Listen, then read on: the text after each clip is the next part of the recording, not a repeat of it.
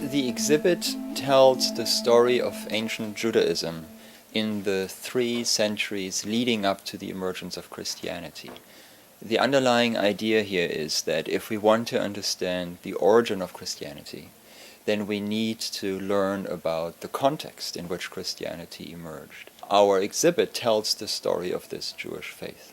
It begins in the 4th century before the Common Era, with Alexander the Great in the Hellenistic period, and then works its way up all the way into the 1st century of the Common Era when Jesus lived. Most of the objects come from Israel and are owned by the Hebrew University in Jerusalem. We have some objects that come from Europe, and there are a few objects that also come from the United States. So we have carefully selected these objects and bring them together for the purpose of this exhibit.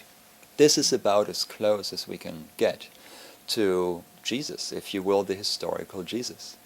There are some objects in this exhibit that not only come directly from the time of Jesus or shortly before then, but would have been very similar to what Jews and perhaps Jesus himself would have used. I think people will come to understand how much these 2 religions really have in common.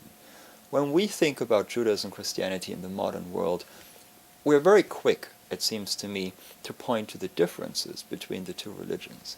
This exhibit goes in the exact opposite direction, not claiming that we're all one, but it highlights, it brings to the foreground the many common elements that are shared by Jews and Christians due to their common past.